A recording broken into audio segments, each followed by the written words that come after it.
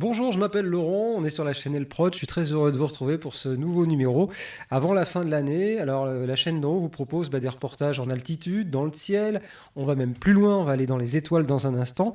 Parmi les sujets qu'on a pour vous aujourd'hui, on parlera d'un bel exploit qui a été réalisé en Chine, c'était pour la fête nationale. Ils ont réuni 10 000 drones pour faire des figures magnifiques dans le ciel. Vous verrez que la Chine va petite frustration quand même, parce qu'ils ont inventé la poudre. Finalement, c'est pas eux qui ont fait les plus beaux feux d'artifice, et pourtant, ils sont à la base de tout cela. On parlera aussi d'un Suisse qui s'appelle Dean Potter, et c'est dans l'Égère que nous irons en Suisse. Et il fait des sauts en base jump, mais pas seul. Il est bien accompagné avec son fidèle compagnon. Et puis l'espace aussi, on va en parler aussi dans ce numéro, puisque l'espace, on va s'intéresser d'ailleurs tout de suite au vol Artemis 2, qui a été repoussé. Vous avez peut-être lu dans la presse spécialisée, c'était prévu normalement alors fin 2024, c'est raté. Ensuite, ça devait être fin 2025, et donc ce vol Artemis 2 qui emmènera des astronautes autour de la Lune, mais qui ne se poseront pas, est reporté maintenant au premier semestre 2026.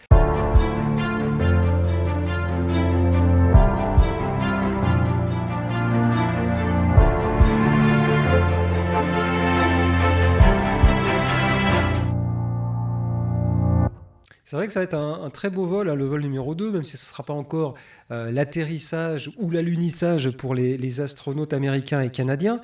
Mais ça sera déjà l'occasion de faire un premier pas vers le retour vers la Lune, après plus de 50 ans maintenant, avec cette mission. Alors, il a fallu la repousser, parce qu'il y avait un problème sur le bouclier thermique du vaisseau Orion, qui va emmener les astronautes là-haut, donc autour de la Lune.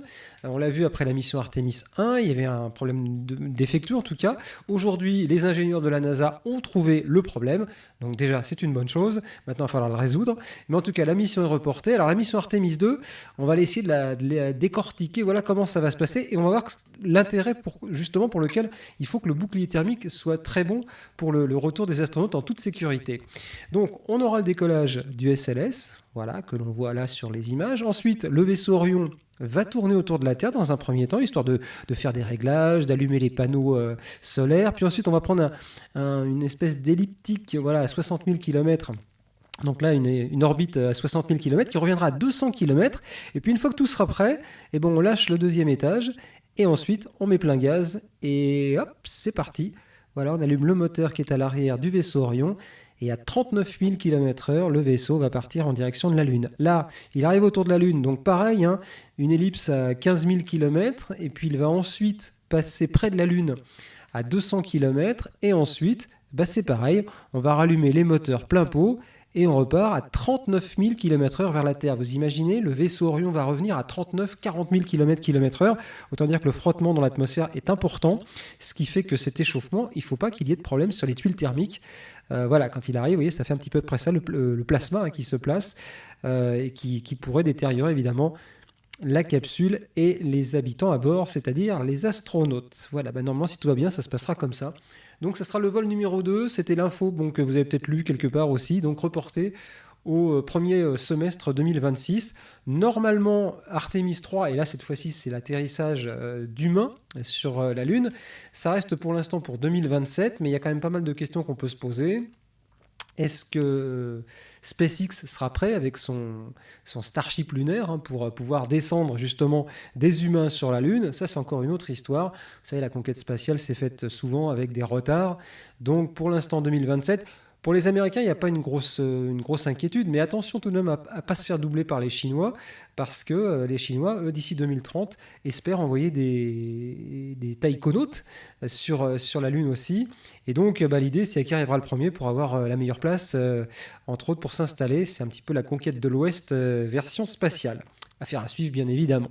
Puisqu'on parle des Chinois, les Chinois ont fait quelque chose de plutôt sympa il y a quelques mois. Ils ont fêté leur fête nationale et ils ont fait voler 10 000 drones. Ils pouvaient le faire avec un seul ordinateur. Vous imaginez ? Avec des figures bien imposées, tout se fait mais vraiment au millimètre près. 10 000 drones qui volent ensemble et qui réalisent des dessins magnifiques. Pour celles et ceux qui sont déjà allés à Disney à Paris, on a à peu près ce type de tableau, en peut-être moins grand. Regardez, c'est la surdimension chinoise, fête nationale, 10 000 drones dans le ciel, ça donne quelque chose comme ça.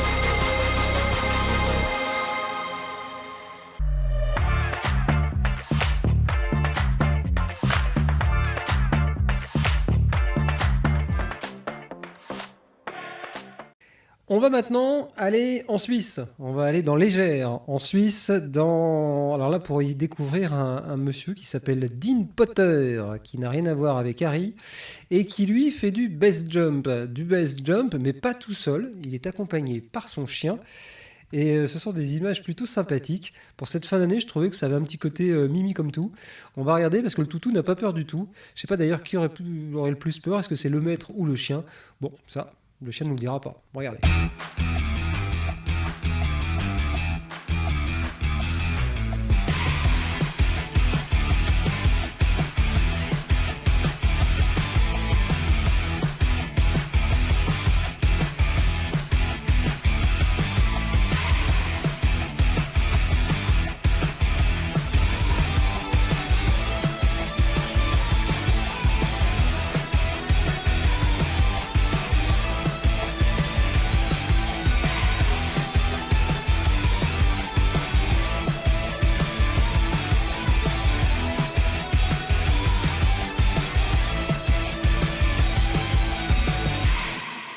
Quand les chiens volent, voilà, Dean Potter, garçon qui fait des choses magnifiques. D'ailleurs, je vous invite à aller visiter sa chaîne. Regardez ces belles images derrière moi, ça y est, on est déjà dans la saison de la glisse, dans la saison du ski.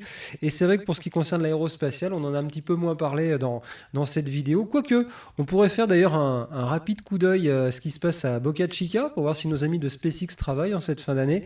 C'est vrai que là-bas, la base texane, le travail, le chantier, on dit, ne s'arrête jamais. Ça fonctionne jour et nuit.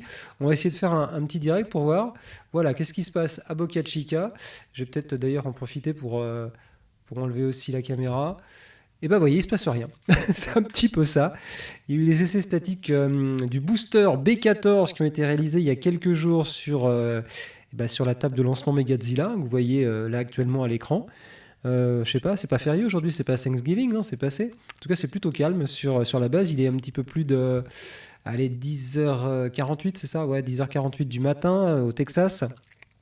Ce qu'on peut dire, c'est que pour l'instant, le vol numéro 7 du Starship S-33 et du B-14 est toujours prévu pour le 11 janvier. C'est un samedi, ce sera l'occasion de fêter les 1 an de la chaîne L-Prod et j'espère franchement que ça va avoir lieu le 11 janvier, ce qui permettra de faire un beau live qu'on va réaliser en direct, plus le lancement, puis si tout se passe bien, ça sera encore plutôt sympa. Donc voilà, écoutez, non, rien de particulier à signaler. Les essais statiques ont été réalisés et on attend voilà, le 11 janvier. Je pense que ce sera un plaisir de découvrir ce vol s'il a bien lieu à cette date. Vous savez que dans le spatial, on l'a dit encore tout à l'heure, tout peut changer, tout peut arriver à n'importe quel moment. Bon, en tout cas, merci d'avoir regardé cette vidéo. Je vous dis à une prochaine fois. On se fera une petite vidéo. Je vous ferai une petite vidéo en tout cas pour vous souhaiter de bonnes fêtes de fin d'année, je vous l'ai promis.